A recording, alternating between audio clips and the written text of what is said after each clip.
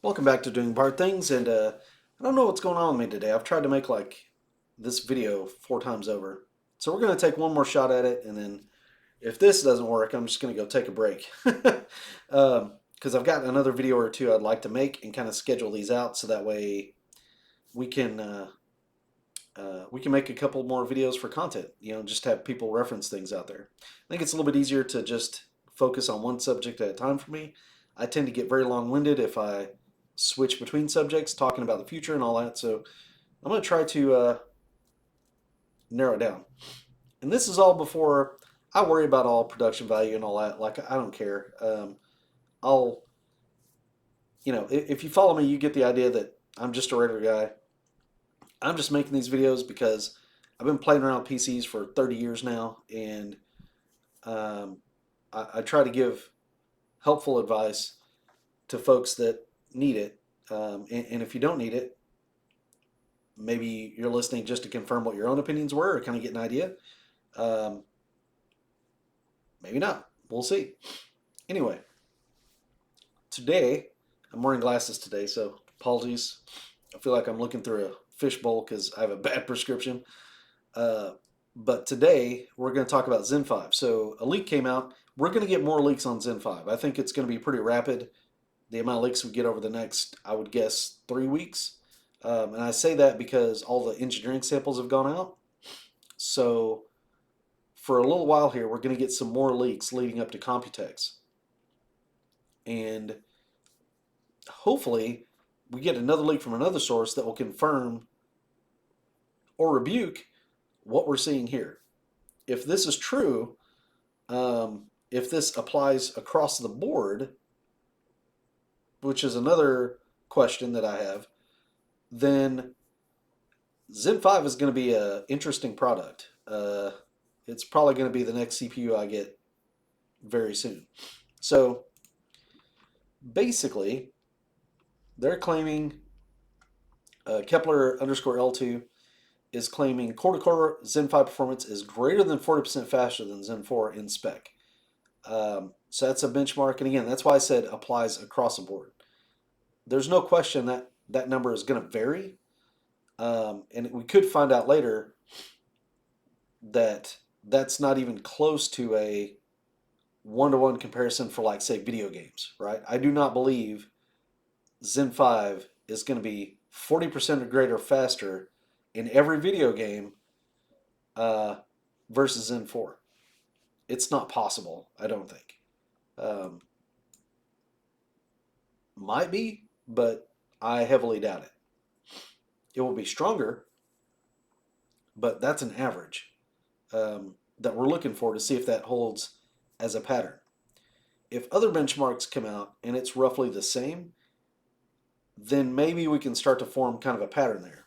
But for right now, we got this one thing which sounds promising, but you have to kind of take it for what it is, which is a leak of exactly one benchmark. That's a thing where I want everybody to realize. Now, what are the implications here, though? Um, if it is around that 30 to 40% faster, well, that's about double the expectation that AMD had.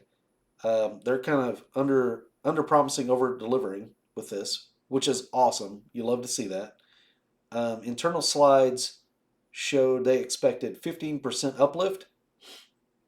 They thought, and other sources kind of confirmed that there was a lot of speculation that this was going to be purely an IPC increase, and that was going to be a clock speed regression.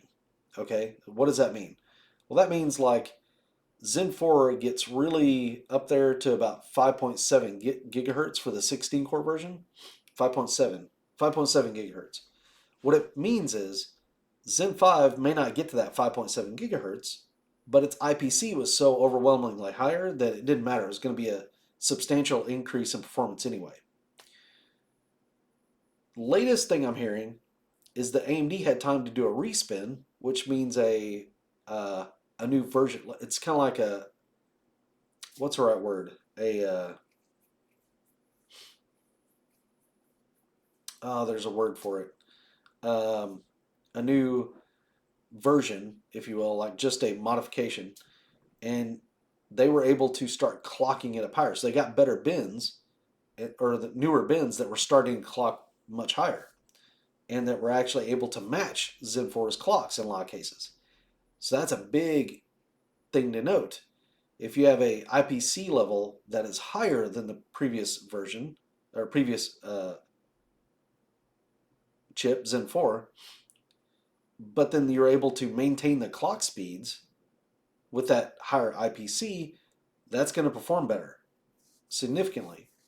So it sounds like they will have very little clock speed regression for that aforementioned IPC increase. So it could be a potentially pretty big improvement. Um, a lot of times when companies create a new CPU, they do have that clock speed regression because it's a newer design. It may perform well per clock or per core, but a lot of times that's from IPC. It takes time and develop well, not development, but time and basically getting those yields up where you get some really good silicon on those chips before your clock speeds get high. And that has to do with the wafers and where the chips come out, et cetera, et cetera. And when that occurs, a lot of times companies will make that their revision, right? So, like, for example, Raptor Lake, the 13th gen and the 14th gen are the same. They're the same thing, basically. The 14th gen is just a better yield on average than your 13th gen by a little bit, by just a little bit. So they're able to kind of maintain those higher clock speeds. It's able to take that extra power and clock up a little bit higher with it versus 13th gen. But it's not that much different. Like there's not some crazy difference between those two chips. Um, and with Zen 5, what they've done apparently is they've increased their yield to be better right off the bat. So that's great. That's kind of good news. Um, Now, is it going to equal 40% performance across the board? Man, that's a lot. That would be a massive increase. That would be the kind of increase. I mean, we're looking at Arrow Lake performance, or what Arrow Lake was supposed to be. Uh, Something like 32% increased performance per core is what Intel was aiming at with Arrow Lake. And Arrow Lake doesn't come out until the end of the year. Um, I would be shocked if we got anything else from Intel at Computex saying that uh, Arrow Lake was going to release any sooner. It's all the leaks and everything out there that I'm seeing. Arrow Lake is going to release towards the end of the year, and it may not get here at the end of the year. It may be a paper launch until 2025. That's just what I've heard. So that's a little scary. Like for Intel, genuinely, like Intel's not any sort of poster child for ethics. Okay, uh, but AMD is just taking it to them. Like this is your Arrow Lake competitor, and you will have this in the summer. Is what this means. And AMD has Zen 6 lined up after this. They're not stopping. They're just continuing to reiterate. And Zen 6 is going to be another increase in performance. And rumor mill has it that's where they're going to really increase their core counts as well. So, that it's really looking kind of tough for Intel. The way that AMD has designed these chips allows them to very easily customize what they want to do. Um, so yeah, yeah, I think we're in for it. So um, supposedly 40% more per core performance, at least in this benchmark. Arrival time is coming this summer. Engineering samples have gone out, which means that we're right on time for a summer release. And this CPU is looking good so far. I want to caution everybody, this is one benchmark. This was a leak. It was not from AMD, okay? It's not from any source that we know reputably has their hands on it to be able to test with. We don't know the configuration of the system. Um, None of that. Okay. We don't know how much power they really take. There was something that said there was a 170 watt 8 core version, and 170 watts for 8 cores sounds a little uh, interesting because that should be like a 105 watt part probably, but it could be again an early engineering sample. Um, we see nothing except for a one liner that says core to core Zen 5 is greater than 4% faster than Zen 4 in this one benchmark. So I want to make sure that everybody's on the same page there.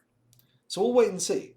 Um, the facts are this is coming. We're going to get more leaks, I would say, probably between now and about uh, end of April. May will go. Then we'll get to June. Computex will happen. I think Computex is where we'll get some announcements. And it's coming really quickly. And we'll see what happens. So there you are. There's my 2 cents on this leak. Yeah, that's about it. So leave a like if you would. Maybe subscribe. I'm going to come out with some more videos. AMD is going to have a pretty busy Computex actually. So I may cover some more of that as well as NVIDIA. Potentially. But yeah, we'll talk to you guys in the next one.